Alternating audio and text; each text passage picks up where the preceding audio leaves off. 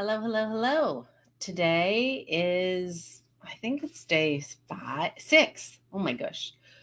Day 6 of the 12 gifts of Christmas. How excited are we? And today is the gift of being versus doing. One of the hardest, actually, for a crazy busy woman. My necklace is bothering me.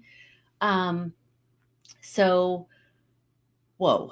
I know in my own journey, this is the one that I continually build a muscle on. When you're crazy busy, you're constantly doing. Yesterday we talked about action and action on behalf of yourself and how important that is, to build in time for yourself in your doing, also to build in time in your calendar for self-care and all of those wonderful things. But today is a little different. Like, how hard is it to just sit in the being of you? The doing, getting satisfaction out of doing, getting value out of doing, getting validation out of doing, doing,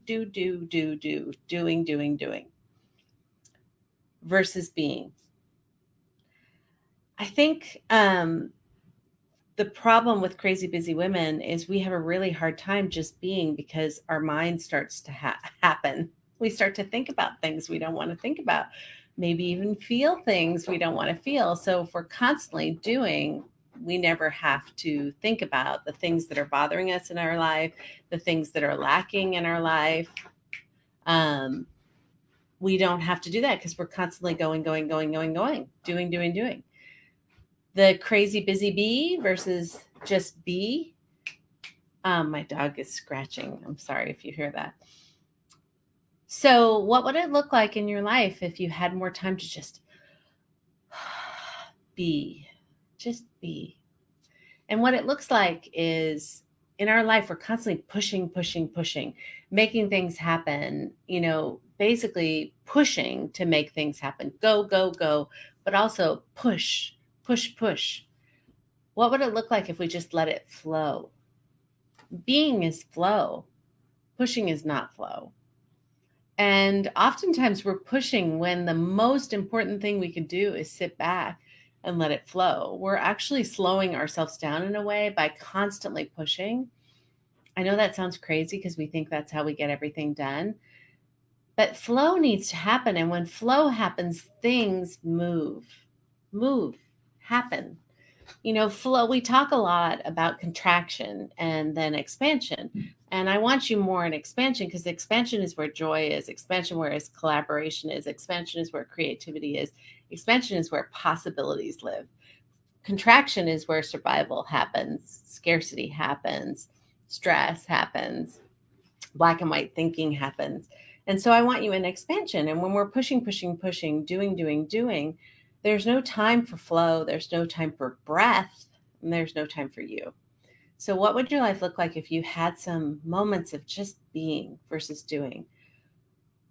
This is a big one, okay? Because it's wrapped up in a lot of stuff. So, I'm going to try to break it down in 15 minutes or less. The first way that we are, in no particular order, but the first one that comes to mind in the way that we're doing and the danger of that is that we are putting our worth, our self-worth in validation of achievements or doing or accomplishments versus just being who we are. So we're earning our keep, we're earning our value by doing versus knowing that we are valued and a value to people by just being who we are. Think about that for a second. How much of your doing and pushing comes from a place of wanting validation? And why can't you give that to yourself? Because being is knowing that no matter what, all is good. I am good. I am I am worthy. I am great. I'm a contribution. I'm all those things. But push can look defensive. It can look desperate. It can look stressful. It can look aggressive when not done appropriately. It can look like I got to make things happen. I got to make things happen. Swirl, stress. And we wonder why we're exhausted versus like sitting back and allowing things to flow And I know that's the antithesis of what we think makes things happen, is by sitting back. And I don't mean not following through on your responsibilities. I'm just saying, how much are you pushing and getting nowhere? An example would be, I write a lot for what I do for a living, right? And sometimes my writing muscle is just not wanting to come out and play. And so I'll force it. I'll force it. I'll force it. I'll force it. I'll sit here and kind of punish myself, or I'm not going to do anything until this gets done. Okay. That was my old way. And now I'm like, I am not, this isn't flow. Maybe I just need to change channels for a bit and come back when it is in flow instead of pushing and torturing myself. So I'll get up now and I'll be aware that it's not happening. And instead of forcing myself, and by the way, by forcing, I mean I'm sitting at my computer getting frustrated with myself and then beating myself up and still not writing, and punishing myself, I'll get up and I'll do something else. I work from home, so I'll get up and walk around the house, or I'll get up and fold some laundry, or I'll get up and just sit and read a book, or breathe and do some meditation. All of those things, I let it flow. I don't push it, right? That's one way. Is how often in your life are you pushing to get things done instead of just allowing it, listening to the messages happening in your body and allowing flow to happen versus torture and push. And I myself can do a better job in those moments of just sitting with myself and breathing and meditating and doing something for myself, versus just changing channels and distracting in a different way. And I'm constantly working on that. But at least I'm aware that the pushing isn't working anymore and I get back to flow. And then when I give myself that time and air and breath, and what happens most is I go outside and I have this backyard I love, and I'll just breathe a couple times, maybe play with my dog, and then I'll come back after lunch or whatever, give myself a break. And then guess what? It's there, or a part of it's there. And I don't force it. I write a part of it and then I give myself flow again. So like, how much are you pushing? And how productive is that really? Okay. Or is it just your own version of self-torture? And then, the pushing is I have to, right? The have tos. I have to do this today. I have to do this today. I need to do this today. Those words are very pressure words, right? Versus I want to, I choose to, I'm lucky enough to, any of those. Just changing your language can change your energy big time. So if you hear yourself saying have to and need to, how about I choose to, I want to, I get to? That simple shift will get you back into flow and a little more being and present. And being can also mean present, like being present versus swirling out here or on this thing, phone. Being present and being one with yourself and one with others that you're actually talking to, instead of on a Zoom call with Twitter up or working on a document while you're trying to do multitasking. That has its time and place. But it also is a stress tool. You got so many things going on, you don't even know how to be with yourself anymore. And when you're with yourself, we talk about the fear of messages coming up you've been pushing down for a really long time, feelings coming up that you don't want to deal with, or just the uncomfortableness of sitting and doing nothing because you've been going for so damn long. And that's not how you want to live your life. Being uncomfortable with just being and having some time to yourself, right? Another way that we push and do in a way that is bypassing our heart and our feelings and the being of us is the how questions. So that we've already talked about the need to, but the how. How am I going to make that happen? How am I going to make that happen? Sometimes we're asking the universe or ourself or God or whatever you believe questions that the answers aren't there yet. And so we're in this swirl of now, oh my God, oh my God, oh my God, I don't know how I'm going to do this. Instead of what would it look like if I got this done? And the what's and the why's. Why is this? Why am I struggling? And get curious about that. Versus the how's is a push. A how is a push, and it's a stress inducer. So is need to and have tos. So what would it look like if you watched out for how many times you use the word how? How am I going to do this when the answer may not be ready for you? And so maybe what would it look like if I did this a different way? What would it look like if I asked for help? What would it look like getting creative? What is a creative word? What would it look like if I just set aside the desire to get this done now? Because it's not that necessary and I can do some other stuff, or I can just sit for a while and give myself, go for a walk, put on some music, give myself that break we talked about yesterday. So really watching out for the word how, which is a push word and a do word. And then finally, what's so wrong with being with yourself? What are you afraid of? Like, you know, just experimenting with how much silence. We're going to talk about quiet in a couple of days, but how much being, and by being, it's like being with yourself, being with the person in front of you, presencing the moment. You know, breath and silence are some of the most important things we can do to get us back in the room. And you deserve to have breathing happen in your life, actual breathing. Like, I know this sounds crazy, but we're going. We're breathing at a pace that is stressful. Gotta do this, gotta do that, gotta do this. And I start to feel that swirl now in my body, and you can feel it. Your heart is racing. You're like, oh my God, oh my God. And I stop and I breathe. And I ask, what is really true? Like, is this really all this stress I'm feeling? What's the truth? What is the truth? What really needs to get done right now? And what is self-induced stress? Like, what deadlines am I self-imposing on myself? Especially this time of year. Like, I woke up this morning and I started to feel that swirl because I'm trying to take the next 2 weeks off. I will take the next 2 weeks off, except these gifts, which I'll get on and talk to you guys about. But otherwise, I'm going to not have meetings. I'm not going to have calls.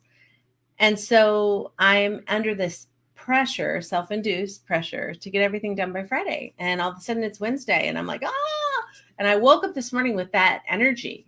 And I just breathed and I got to the place where I just breathed, no music, no nothing, just breathed and sat with myself in my being and asked questions like, okay, what's really important? What's the single most important thing I need to do today? Let's tackle that. What's actually doesn't need to get done today? Let's think about that. And I just started to break it down because we create these messes and this overwhelm ourselves. We create overwhelm. Overwhelm doesn't happen to us. We create it inside of us. And breaking it down and to pieces, bite by bite, really helps us. But that can't happen unless we stop.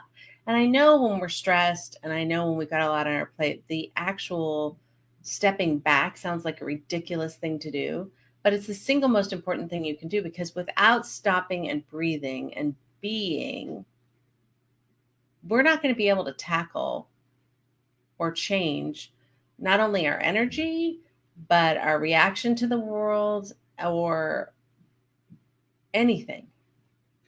Because again, we're in this, we're not in this. Solutions do not come in this. Pushing comes in this. We force things to happen. We make things happen. Go, go, go. And the energy behind that isn't our best self. It's stressful self. So we're probably short and a little bitchy with people. We're not our best self. We're not in collaboration, listening mode. We're in doing mode. Man, let's make this happen. Get it done. Check, check, check. Versus like giving some space and being and saying, Jesus, I am so in a swirl right now. Jesus, I am so overwhelmed right now. What I need to do, crazy enough, is just stop, breathe, and really ask myself some questions of why I'm feeling this way and what's the truth. Because we're creating false messages all the time for us, and it creates that overwhelm. And pile on, what's the truth? Separate it. What's the single most important thing I need? What are the top 3 things I need to do today? Focus on those, and everything else will take care of itself. Because in your heart, your to-do list will never be done. Even by Friday, there will be things I don't get done. Guess what? I put them on the list. They're not that important. And I'm creating my own version of stress. I'm self-imposed stress because I've told myself I want to get this done. And I do that all the time. And then I have to stop and be with myself. And I just think that, a huge gateway for all of us here as crazy busy women is choosing to live differently, choosing to get out of the push. Don't lean in all the time and push, push, push and force, force, force. What does leaning back, stopping and breathing and letting flow happen look like? And just little questions. Like I've given you some great examples today about literally watching the words you're using that are creating stress and pressure in your life. Need to, have to, change it to want to, choose to, can make a huge shift in your perspective, your energy, and your overwhelm. Another one is stop asking how, because the answer might not be there for you yet. So get more creative in the what would it look like, or why am I feeling so pressured about this? What's really behind that? And how true is it really? That's a really creative place to be. I want you to be in a place of curiosity versus pushing, and then breathing when you're feeling the swirl and pressure, especially this time of year. Like, all these, what's the truth? What is the truth of what has to happen? What are the facts about what has to happen? And then get creative. Are there other ways I can tackle it? Can I delegate some of it?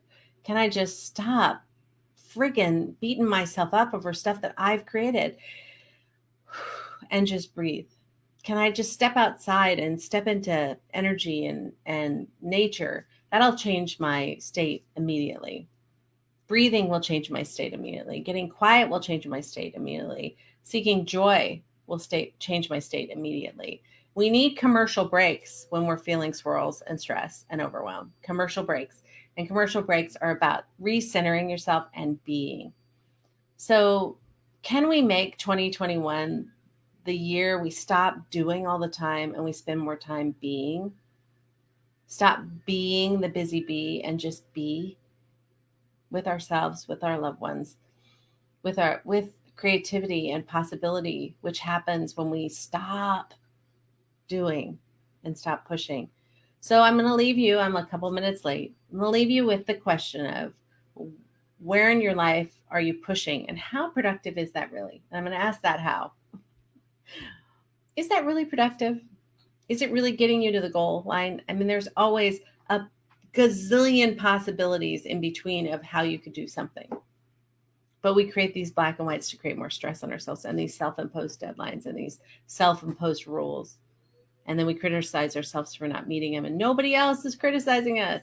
So what would it look like if you just took the foot off the gas and just let flow into your life? What are you forcing? What are you pushing? That is the gift I give you today, is the gift of being, slowing down, flow. I hope you really implement it. I hope you really think about how much of your life you're pushing versus being.